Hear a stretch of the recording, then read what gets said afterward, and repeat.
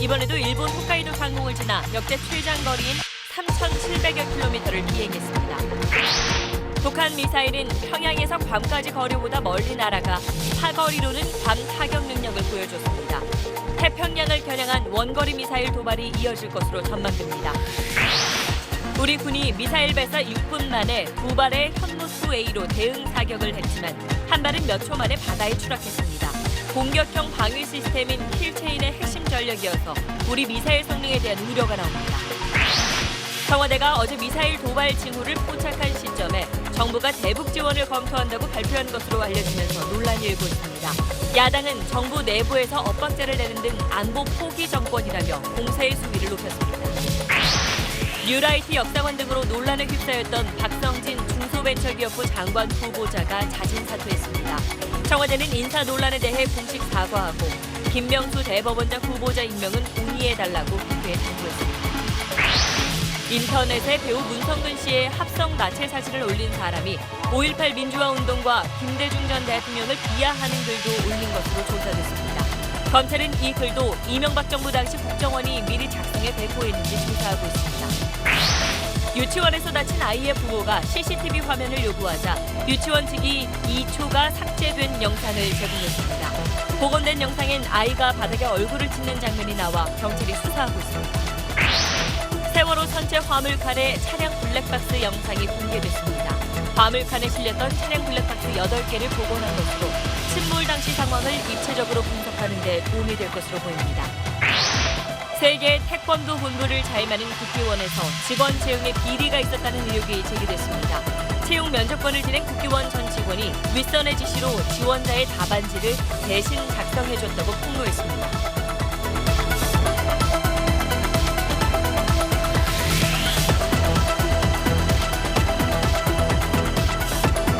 수소, 우주의 75%.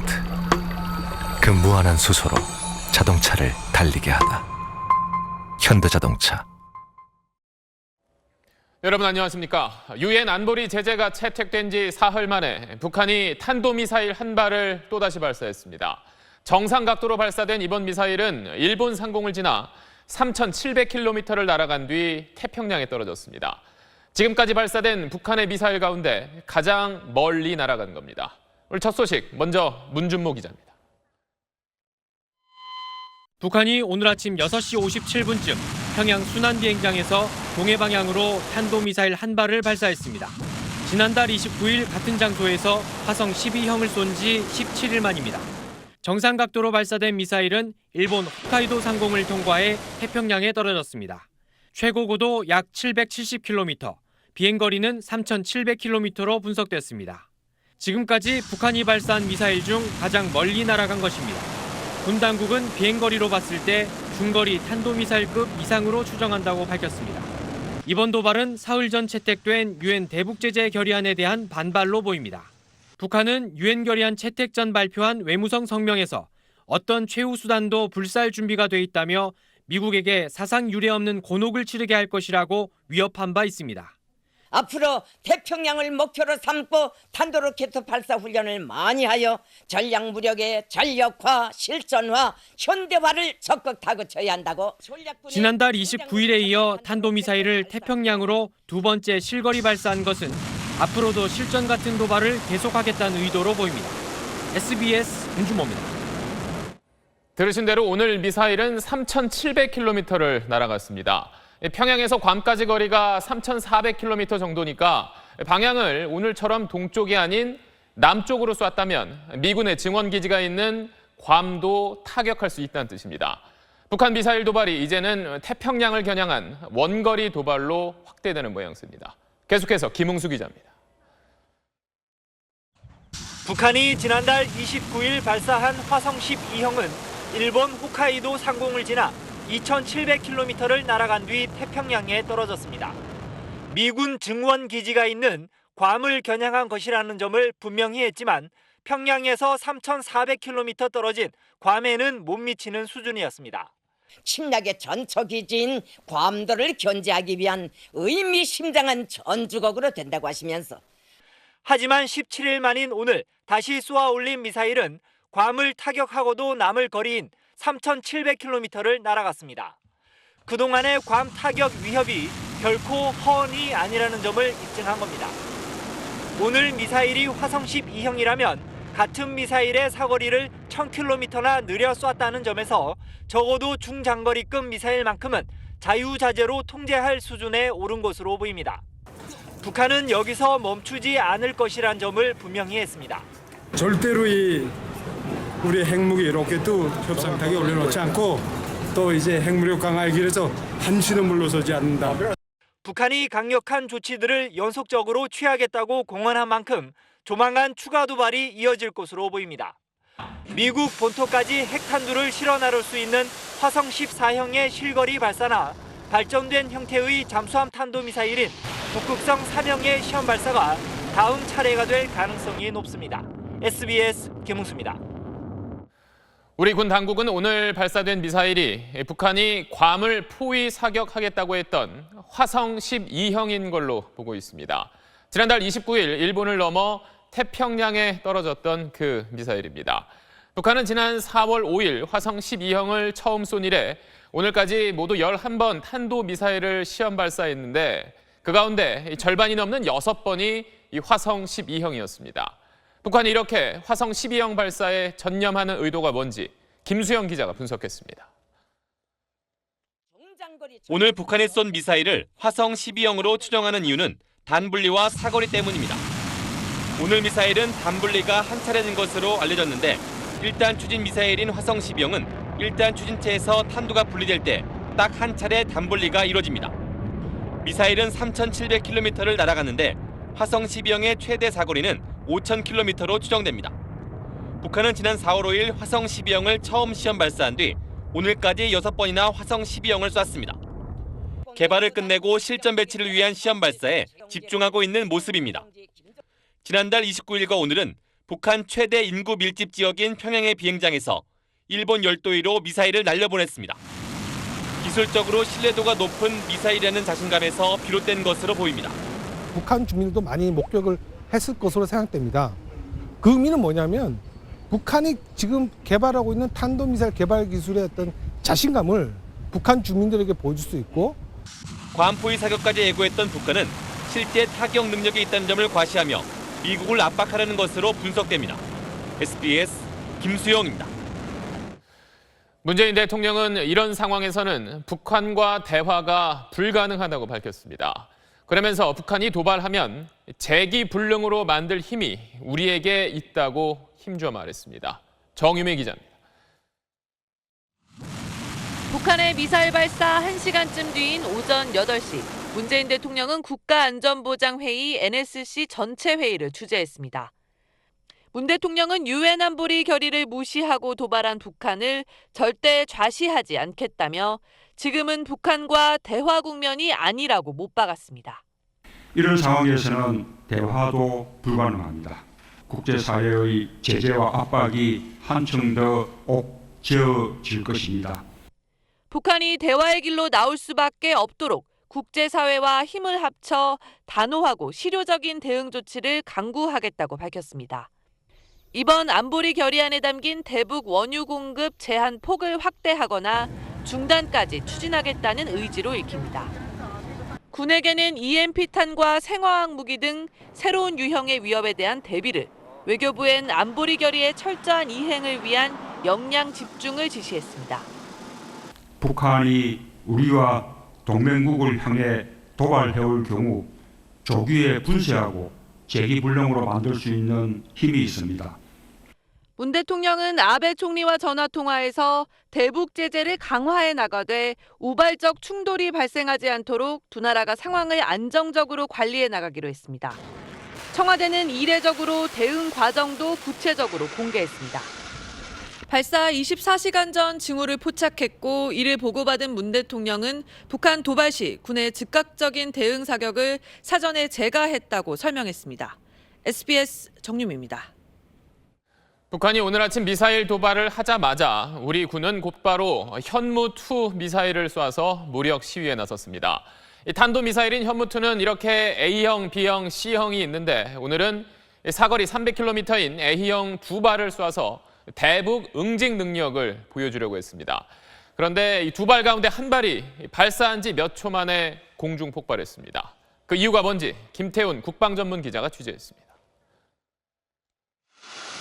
군은 어제부터 북한의 도발 징후가 포착된 평양 순환비행장 일대를 정밀 감시하다가 오늘 오전 북한 미사일이 솟아오르자 동해안에 있는 사격훈련장에서 대응 사격에 나섰습니다.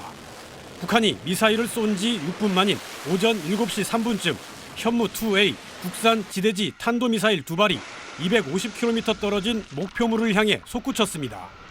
250km는 동해안 사격훈련장에서 북한의 도발 원점인 평양 순환비행장까지의 거리입니다. 북한의 미사일 도발 직후 대통령님 승인을 받아 현무-2 탄도미사일을 도발 원점인 순환비행장까지의 실제 거리를 고려하여 동해상으로 실사격을 하였습니다. 두 발 중 한 발은 표적에 명중했지만 다른 한 발은 발사 몇 초 만에 바다로 추락했습니다.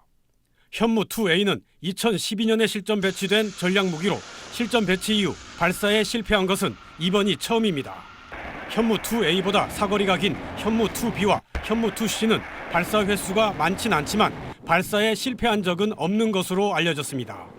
현무 계열 미사일은 유사시 북한의 핵과 미사일 시설을 파괴하는 킬체인 작전의 핵심 전력입니다. 군은 실패 원인 분석을 위해 개발과 양산에 참여한 국방과학연구소, 주식회사 하나와 함께 정밀 조사에 착수했습니다. SBS 김태훈입니다. 김 기자, 오늘 북한이 쏜 미사일보다 사거리가 한 10분의 1 정도밖에 안 되는 미사일이 실패를 해서 또 걱정하는 목소리가 많은데 이 현무라는 미사일이 우리 군에서 차지하는 비중이 어느 정도 되나요? 네, 그 현무는 북한의 핵과 미사일을 선제 타격하는 킬체인, 그리고 북한 지휘부를 외과 수술하듯 정밀 타격하는 대량 응징 보복 KMPR의 핵심 타격 수단 중 하나입니다. 이 북한 도발에 전략 무기를 꺼내서 대응했는데 이렇게 됐으니까 체면을 좀 구겼습니다. 근데 그렇게 핵심 전략 무기인데 오늘만 놓고 보면 사실 성공률이 절반밖에 안 되는 거 아닌가요? 네, 그런데 현무-2A는 올해 공개적으로 발사한 게 6발인데 오늘 한 발 실패한 겁니다. 실전 배치된 2012년부터 지난해까지는 발사 실패가 없는 것으로 알려졌습니다. 이 실패 확률이 제로면 좋겠지만 그렇다고 그렇게 높은 것도 아닙니다, 지금. 실전에서 문제가 생기느니 이렇게 평시에 실패하고 그다음에 원인을 찾아낸 다음에 수정하는 편이 낫습니다. 뭐 다른 외국 무기랑 비교했을 때도 뭐 실패 확률이 그렇게 낮지 않다는 뜻인가요? 예, 그렇습니다. 그럼 결국 이렇게 실전이 아닌 훈련을 통해서 확인을 해야 된다고 하면 다른 전략 무기도 쏴보기 전까지는 결함을 알 수 없다는 뜻인가요? 네, 이 무기란 것이 극한의 성능을 요구하는 거라서 이 결함이 없을 수가 없습니다. 이 실전 배치한 뒤에 많이 가동해 봐야 이 결함을 찾을 수가 있는데요. 그런데 현무는 한 발에 20억 원이고 또 미사일은 바다에서 우리나라의 경우에는 민간 선박들 통행을 막는 항행 금지 구역을 선포한 다음에야 쏠 수가 있습니다. 이 군이 마음대로 쏠 수 있는 구조가 아닙니다. 또 현무는 이 고체 연료를 쓰는데 아무래도 묵혀두면 고체 연료 상태가 안 좋아집니다. 그래서 자주 발사해서 재고도 없애고 장병들 숙련도도 높이고 결함도 찾아내고 그렇게 해야 되는데 그러지 못하는 게 우리 현실입니다. 그나마 이번 정부는 북한이 도발하면은 이 현무 미사일로 대응 사격을 해서 시험 발사할 수 있는 기회가 많아지고 있는데 이 점은 이전보다는 대단히 긍정적입니다. 그럼 결국 이런 결함은 비리로는 볼 수 없다 이렇게 봐야 되나요? 그렇죠. 결함은 찾아서 이제 고치면 되는 거죠. 특히 무기들은 결함이 생길 수밖에 없기 때문에 이걸 비리로 보는 것이 아니라 다른 나라들도 마찬가지로 결함이 생기면은 F-35 같은 경우도 결함이 생기면은 찾고 그런 과정을 거치면서 무기가 완성되는 거거든요. 네, 그럼 훈련을 통해서 계산하는 방법밖에 없겠네요. 네, 맞습니다. 잘 들었습니다. 네, 이번엔 주변국 반응 알아보겠습니다. 미사일이 상공을 지나간 일본은 이번에도 또 경악을 했고 미국은 즉각 중국과 러시아를 압박하며 추가 대북 제재를 위한 외교전에 들어갔습니다. 중국도 이번 발사가 유엔 안보리 결의를 위반한 거라고 강하게 비판했습니다. 도쿄 성회용 특파원입니다. 오늘 아침 일본 열도는 또 한 번 비상이 걸렸습니다. 오전 7시 정각 북한 미사일이 일본 쪽으로 발사됐다는 긴급 경보가 울리자 홋카이도를 포함한 북동 지역은 긴장이 고조됐습니다. 홋카이도에서는 초등학교 등교 시간이 늦춰졌고 신칸센과 지하철도 10분가량 운행이 중단됐습니다. 인도를 방문했던 아베 총리는 귀국 일정을 1시간 앞당겨 돌아왔고 북한에 대한 추가 제재가 필요하다고 목소리를 높였습니다. 国際社会で団結して一致して明確なメッセージを発しなければなりません。 미국은 한국, 일본과 함께 내일 유엔 안보리 긴급회의 개최를 요구했습니다. 안보리 제재 결의 사흘 만에 일어난 북한 도발에 대해 더 강한 수준의 추가 제재를 제안할 것으로 예상됩니다. 틸러슨 미 국무장관은 중국과 러시아에 대해서도 독자 제재 수위를 높이라고 압박했습니다. 중국도 북한을 강한 톤으로 비판했습니다. 中方反对朝鲜违反安理会决议的有关规定，利用弹道导弹技术进行发射活动。 그렇지만 독자 제재 수위를 높이라는 미국 요구에는 반대 의사를 분명히 했습니다. 결국 내일 새벽 소집되는 안보리에서 미국과 중국의 엇갈린 시각이 어떻게 조정되느냐에 따라 북한을 향한 국제사회의 추가 제재 수위가 결정될 전망입니다. 도쿄에서 SBS 성혜용입니다. 북한의 미사일 도발은 우리가 인도적 대북 지원 방침을 밝힌 지 하루 만에 이루어졌습니다. 정부는 인도적 지원에는 변함이 없다고 밝혔고 야당은 안보 포기 정권이라고 공세를 강화했습니다. 전병남 기자의 보도입니다. 청와대는 북한의 미사일 발사 징후를 어제 오전 포착했다고 밝혔습니다. 청와대 관계자는 어제 아침 6시 45분쯤 평양 순안공항에서 발사 움직임을 확인해 감시를 강화했다고 설명했습니다. 징후 포착 4시간 뒤 정부는 국제기구를 통한 인도적 대북 지원 방침을 발표했습니다. 야당은 뜬금없는 대북 지원이 하루 만에 웃음거리가 됐다며 지원 철회를 촉구했습니다.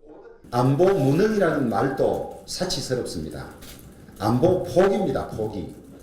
보수 야당은 또 북한의 핵과 미사일이 대포라면 오늘 실사격으로 대응한 현무 미사일은 공기총에 불과하다며 전술핵 재배치를 거듭 주장했습니다. 1000만 명만 전술핵 재배치에 동의를 내주면 김정은의 핵 불장난으로부터 벗어날 수 있습니다. 여당은 핵에 핵으로 맞서는 건 한반도 평화에 도움이 안 된다고 반박했습니다. 전술핵 도입은 한반도 비핵화 공동 선언을 우리도 깨뜨리자 하는 것이 되는 것이며 청와대는 대북 지원 발표 시점 논란에 대해 지원 방침은 2주 전쯤 이미 결정됐다면서 인도적 차원의 대북 지원 계획엔 변함이 없다고 밝혔습니다. SBS 전병남입니다.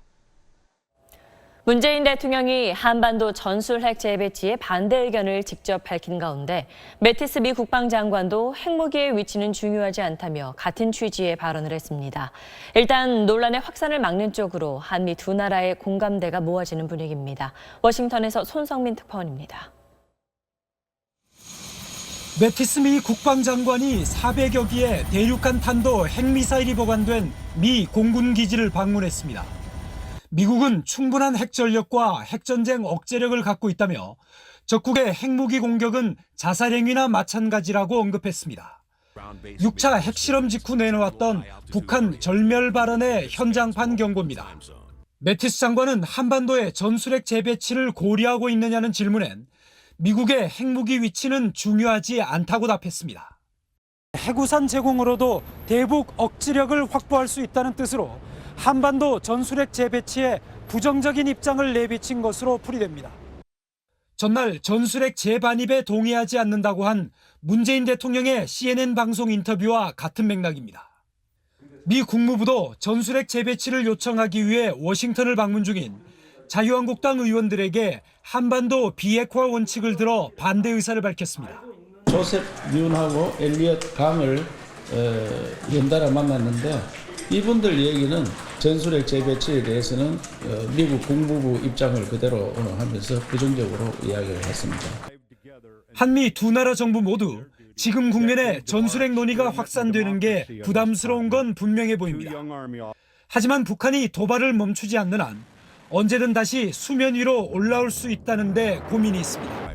워싱턴에서 SBS 손성민입니다. 박성진 중소벤처기업부 장관 후보자가 결국 자진 사퇴했습니다.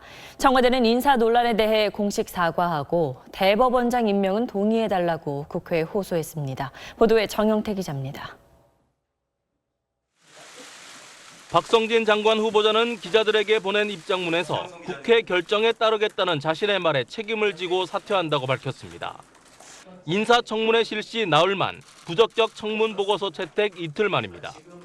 청와대는 인사추천위원장인 임종석 비서실장이 직접 나서 박 전 후보자가 중소벤처기업부 장관 인선에서 27번째 후보자였다며 인선의 어려움을 얘기했습니다. 그러면서 국회 판단을 존중하고 국민께는 죄송하다고 사과했습니다. 인사 논란이 길어지면서 국민 여러분들께서 많은 걱정을 하고 계신 데 대해서 진심으로 송구하고 죄송한 마음입니다. 임 실장의 사과는 지난 5월 5대 인사원칙 위배 논란에 이어 두 번째입니다. 청와대는 인사 시스템을 보완하고 있다면서도 검증 라인 문책은 오늘 말할 단계가 아니라며 선을 그었습니다. 청와대는 김명수 대법원장 후보자 임명 동의안은 현 대법원장 임기 만료인 오는 24일 전에 처리해달라고 야당에 호소했습니다. 행정부도 그리고 입법부도 사법부를 단 하루라도 멈춰 세울 권한은 없다고 생각합니다. 그러나 야3당은 청문 보고서 채택은 물론 인준안 표결을 위한 국회 본회의 일정 확정에도 여전히 여당과 힘겨루기를 하고 있습니다.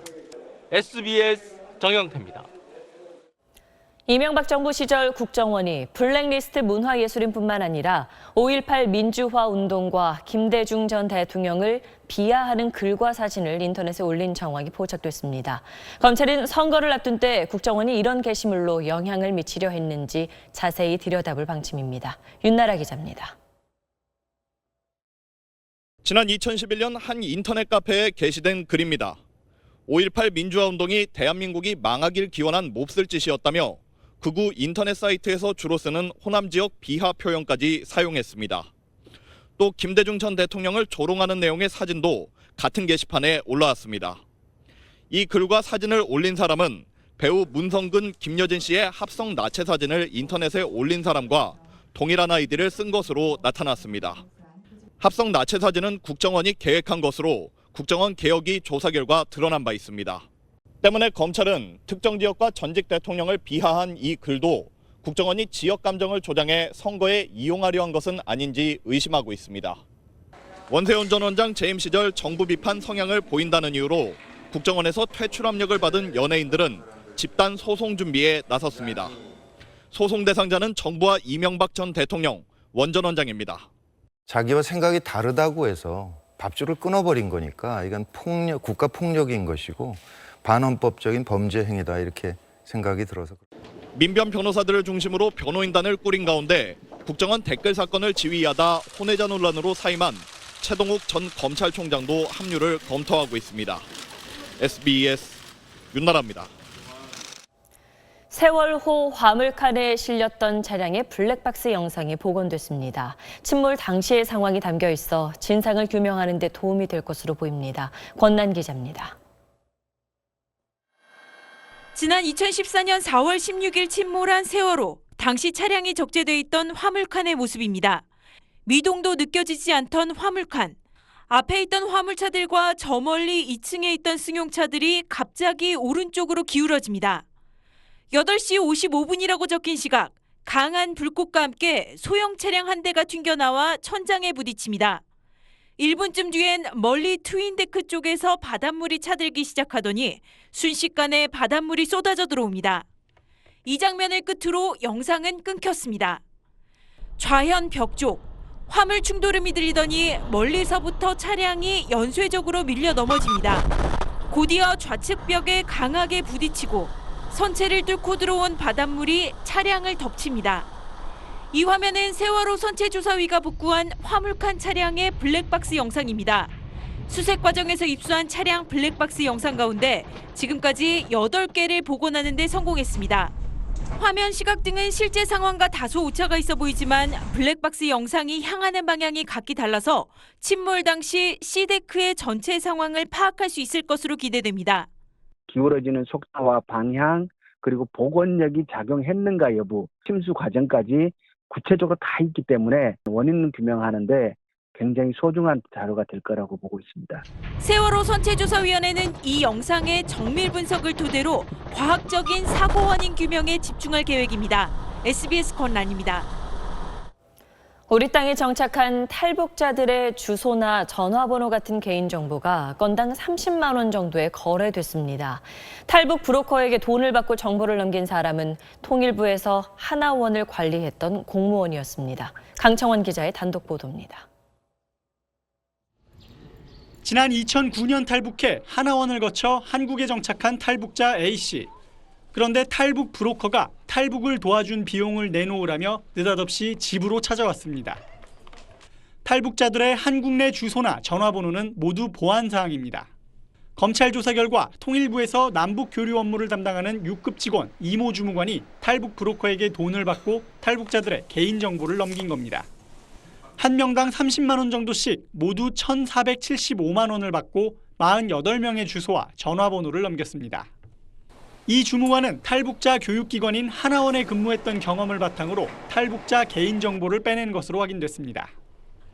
검찰은 공갈협박 혐의로 탈북 브로커들을 조사하는 과정에서 이 주무관의 비위를 포착하고 공무상 비밀 누설 등의 혐의로 이 주무관을 재판에 넘겼습니다. 통일부 직원이 탈북자 정보를 빼낸 혐의로 기소된 건 이번이 처음입니다.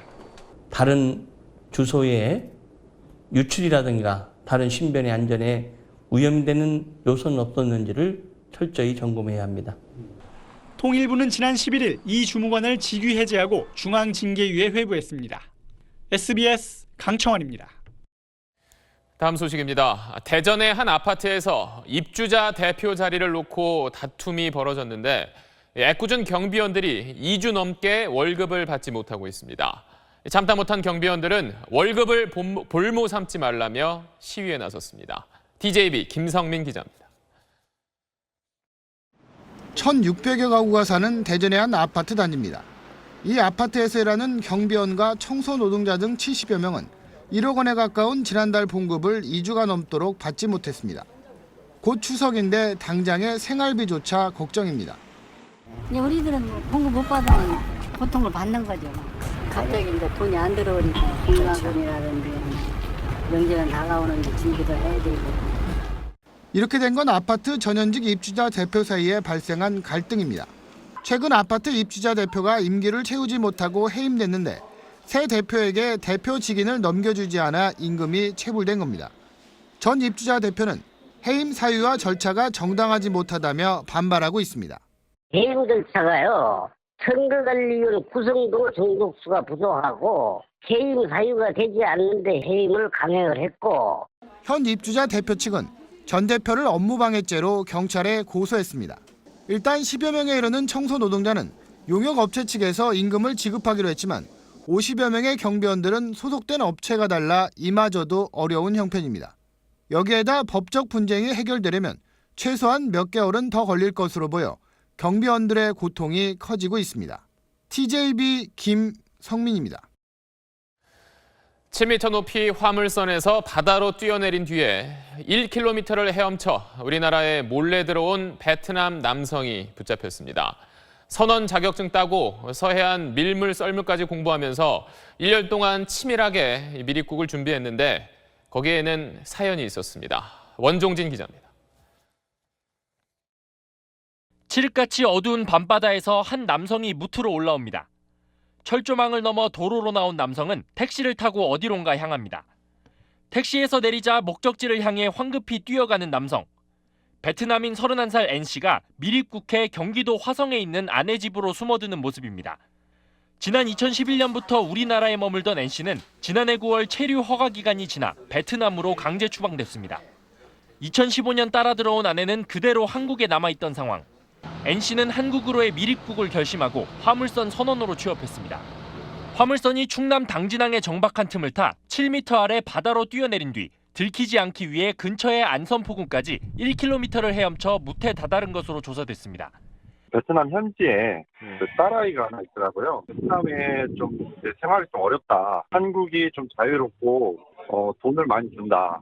N씨는 혼자 베트남에 있는 1년 동안 선원 자격증을 새로 따고 서해안의 조수차도 공부했습니다. 치밀한 계획 끝에 미립국에 성공하는 듯했지만 신고를 받고 출동한 경찰에 24시간이 채 지나지 않아 붙잡혔습니다. 출입국 사무소는 해경으로부터 N씨를 인계받아 구속영장을 신청했습니다.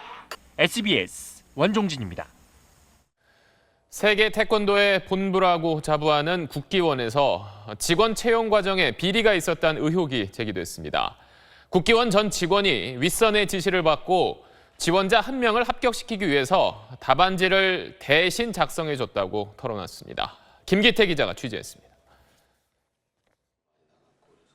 지난 6월 국기원에서 퇴사한 강모 씨는 어렵게 말문을 열었습니다. 지난 2014년 10월 국제사업팀장이었던 강 씨는 신입 직원 채용 면접관을 맡았습니다. 그런데 시험 당일 오후 연수원 사무처장이 자신을 사무실로 불러 지원자 A 씨의 영어 답안지가 거의 백지 상태라며 대신 쓰라고 지시했다는 겁니다. 사장하고 그다음에 행정관 하고 다 얘기가 됐으니 또 이걸 내가 책임지고 해야 되니까 내 체면을 봐서 네가 좀 한 번만 해줘라. 47명 가운데 2명을 뽑았는데 A 씨는 영어에서 최고점을 받으며 최종 합격했습니다. 국기원 측은 사실무근이라며 강 씨의 일방적 주장이라고 말합니다. 우리 조직 체계상 그 당시는 사실은 이사장과 원장과 부원장과 사무처장이 있습니다. 만약에 예를 들어서 한다고 하더라도 팀장한테 그 얘기를 하겠습니까? 직접적으로? 그렇다면 A 씨와 국기원은 아무 연결고리가 없는 걸까? A 씨의 아버지는 2002년부터 8년 동안 의정부시 체육회 사무국장을 지내기도 한 지역 유력 인사입니다. 2014년 당시 국기원 이사장은 의정부를 지역구로 둔 홍문종 의원이었습니다. 홍 의원 측이 블로그에 올려놓은 지난해 4.13 총선 유세 현장 사진에는 A 씨가 등장합니다. 국기원 직원인 A 씨는 선거운동이 한창이던 지난해 2월부터 4월 중순까지 2달간 육아휴직을 냈습니다. 홍문종 이사장 선거운동을 하셨다고 하던데. 그것도 전혀 제가 수사 때 말씀드렸다시피 그런 적이 없으니까. 홍 의원 측은 A 씨의 특혜 채용에 대해선 아는 게 없고 유세 현장에 나타난 것은 A 씨가 개인적으로 한 일로 보인다고 말했습니다. 경찰은 지난 4월과 7월 2차례 국기원을 압수수색했습니다. 하지만 A 씨 채용 당시 시험지와 답안지는 사라져 확보하지 못했습니다. 경찰은 특혜 채용 의혹 수사가 막바지 단계라면서도 홍 의원이 수사 대상인지는 확인해 줄 수 없다고 밝혔습니다. SBS 김기태입니다. 히딩크 전 축구대표팀 감독이 한국 축구를 도울 수 있다는 뜻을 밝히면서 그의 감독 복귀를 바라는 목소리도 커지고 있습니다. 청와대 게시판에도 청원 글이 올라왔는데 여기에 2,800명 넘게 참여했습니다.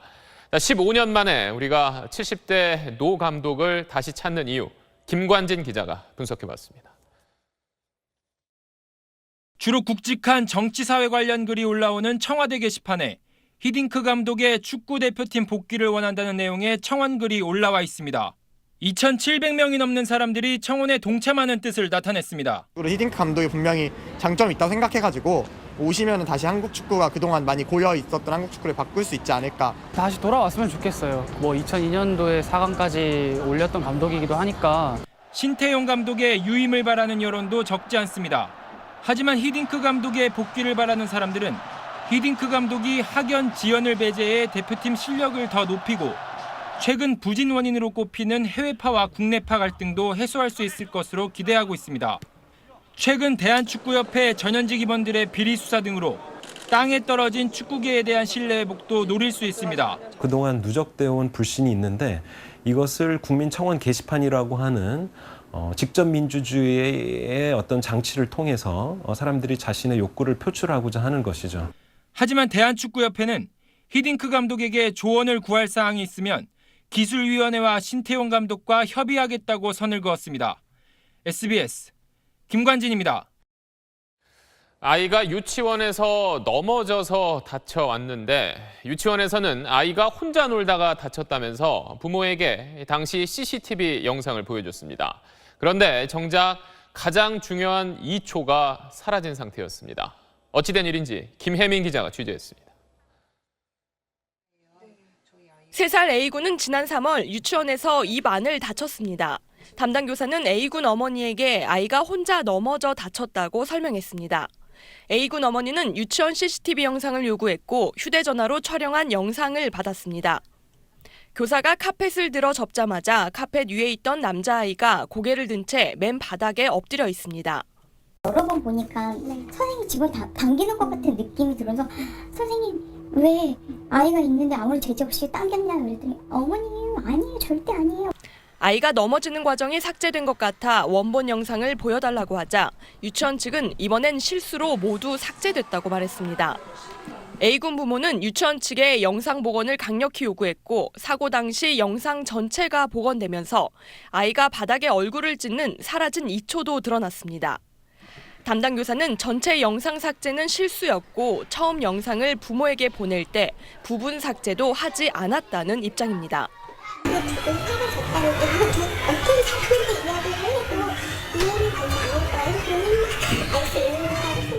경찰은 유치원 교사를 업무상 과실치상 혐의로 입건했습니다. 어린이집과 달리 유치원은 CCTV 설치 의무가 없어 CCTV 영상을 조작하거나 지워도 처벌할 근거가 없습니다. SBS 김혜민입니다. 전국 유치원 8,700여 곳 가운데 CCTV가 설치된 교실은 10곳 가운데 6곳 정도입니다. 특히 국공립 유치원은 4%만 교실에 CCTV가 설치되어 있습니다. 그래서 학부모들은 유치원에 CCTV를 설치하고 또 필요하면 볼 수 있게 해달라고 계속 요구해왔습니다.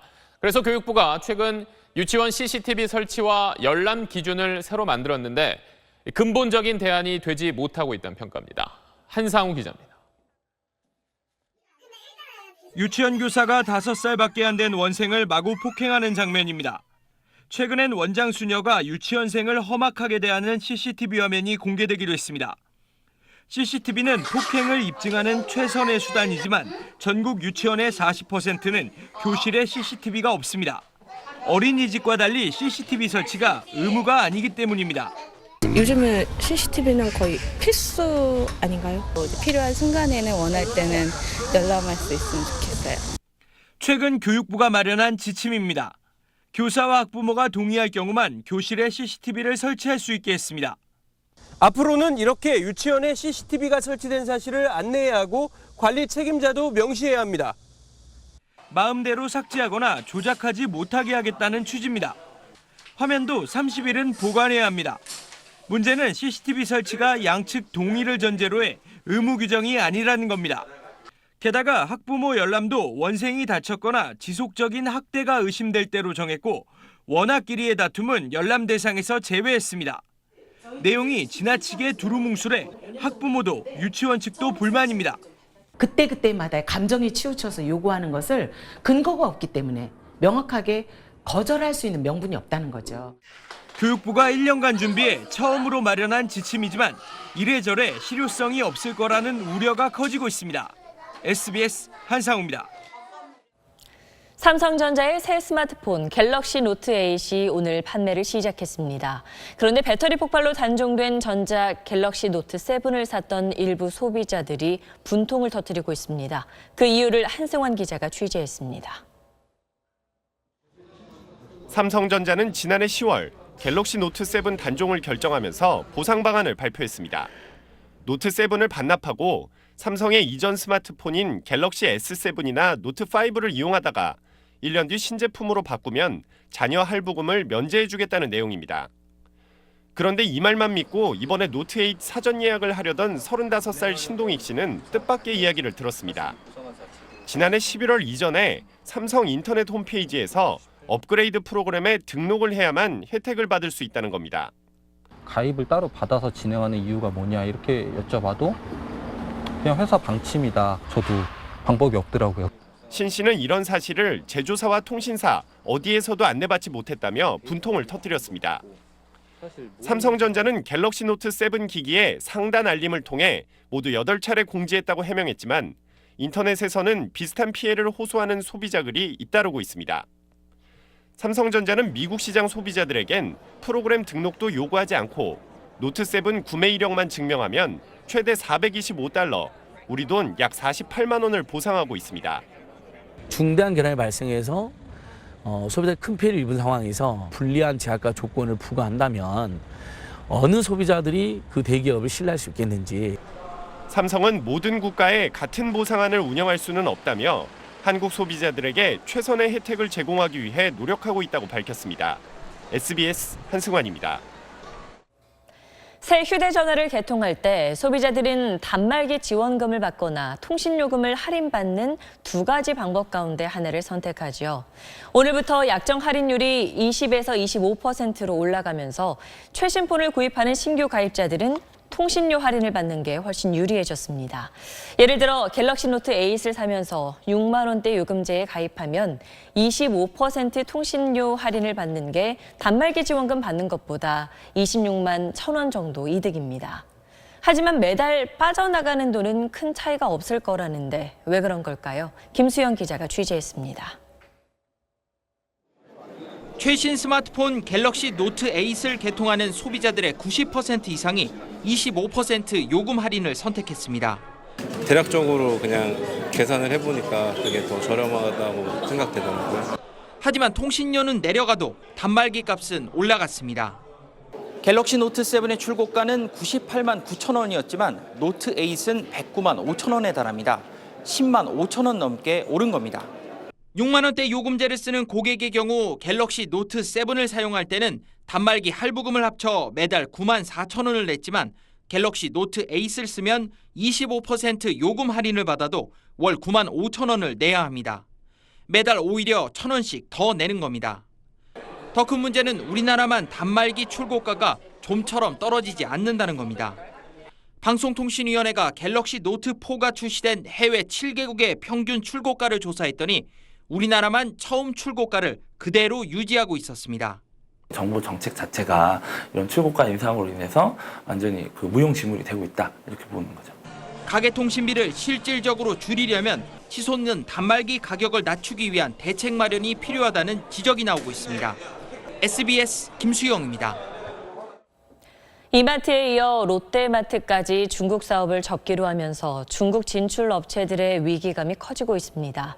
한때 황금알을 낳는다던 중국 시장이 오히려 우리 경제의 불확실성과 기업 적자를 키우는 위험 요소로 떠올랐습니다. 곽상은 기자입니다. 롯데마트가 중국 점포 매각에 나선 건 손실이 눈덩이처럼 불어나고 있기 때문입니다. 사드 사태 이후 중국 정부의 영업정지 처분이 이어지면서 올 연말까지 매출 감소액만 9천억 원에 육박할 걸로 추산됐습니다. 피해가 막심하고 사태 해결의 실마리가 전혀 보이지 않아서 불가피하게 매각을 추진하게 되었습니다.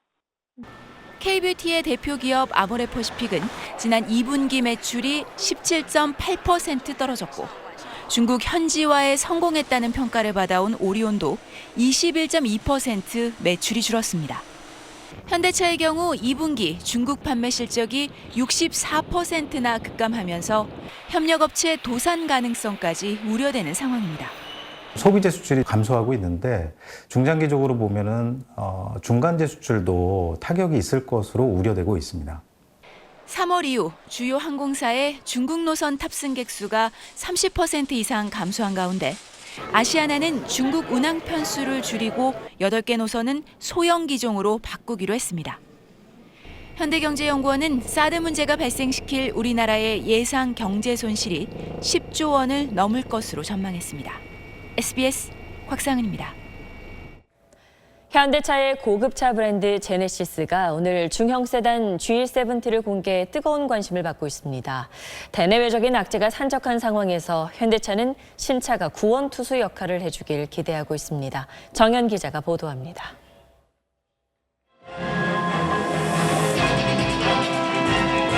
현대차가 새로 공개한 제네시스 G70입니다. 고급차 브랜드인 제네시스 이름으로 내놓은 세 번째 모델로 가격은 4천만 원대.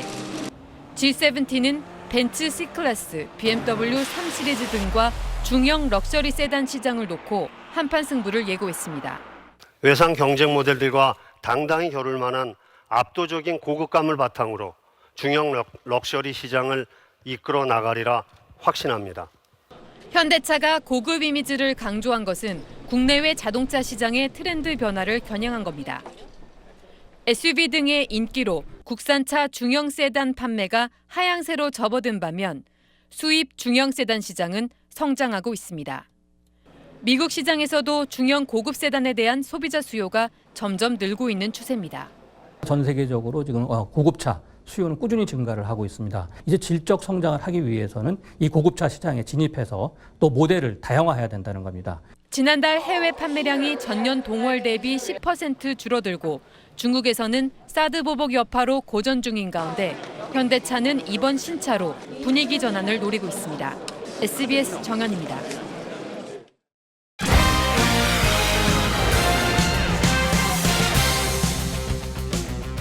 스포츠 뉴스입니다. 히딩크 감독이 한국 대표팀 사령탑에 관심이 있다는 의사를 지난 6월 측근을 통해 축구협회에 전달했다고 밝혔습니다. 어떤 연락도 없었다던 축구협회는 거짓말 논란에 휩싸였습니다. 하성룡 기자입니다. 김호곤 기술위원장은 지난 7일 갑자기 불거진 히딩크 부임설에 대해 히딩크 감독으로부터 어떤 제의도 받은 적이 없다며 불쾌하다는 반응을 보였습니다. 이 시점에서 그런 이야기가 나온다는 건 상당히 불쾌하기도 하고 또 너무 어처구니가 없습니다. 전혀 저는 그런 이야기 들은 적도 없고. 하지만 히딩크 감독의 말은 달랐습니다. 지난 6월 측근을 통해 한국 축구를 돕고 싶다는 의사를 축구협회에 전달했다는 겁니다. We had a contact with my people from my foundation in past summer, and I had a contact also with people which I know inside the federation. 김 위원장은 측근이 보낸 휴대전화 문자 한 통이 전부였다며 이를 공개했습니다. 문자에는 한국이 본선에 진출하면 히딩크가 감독을 맡을 수도 있다는 내용이 담겨 있습니다. 김 위원장은 최종 예선 2경기만 맡을 임시 감독을 선임하라는 내용이 무례했고 공식적인 제안이라고 볼 수 없어 무시했다고 밝혔습니다. 뒤늦은 해명에 팬들은 거짓말을 했다며 거세게 비난했습니다. 전현직 임직원의 각종 추문에 거짓말 논란까지 불거지면서 축구협회가 휘청되고 있습니다. SBS 하성룡입니다.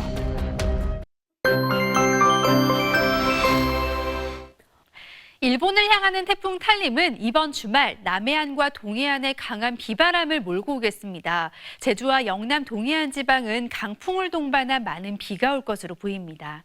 현재 탈림은 여전히 매우 강한 세력을 유지하고 있습니다. 지금은 제주 남쪽 먼바다에서 천천히 북상하고 있는데요. 내일과 모레 새벽 사이에는 제주 먼바다를 지나겠고 이후에는 일본에 상륙할 것으로 보입니다. 이에 따라 제주 먼바다에는 현재 태풍 경보가 내려졌고요. 잠시 후 9시부터는 제주 앞바다와 남해 동부 먼바다에도 태풍 경보가 내려집니다. 앞으로 태풍특보는 더 확대될 것으로 보여서 해안 지방에서는 파도를 주의하셔야겠습니다. 주말까지 제주 산간은 최고 150mm, 영남 동해안 지방도 100mm 안팎의 많은 비가 오겠습니다. 태풍의 영향을 받지 않는 내륙 지방은 주말 내내 맑은 날씨가 이어지겠습니다. 날씨였습니다. 네, 추석 명절 앞두고 고생한 경비원분들에게 선물은 드리지 못하더라도 줘야 할 월급 볼모 잡고 싸워서 되겠습니까? 아파트 입주자 대표 자리가 얼마나 중요한 건진 잘 모르겠지만 경비원분들 생계보다 중요하진 않을 겁니다. 뉴스 마치겠습니다. 고맙습니다.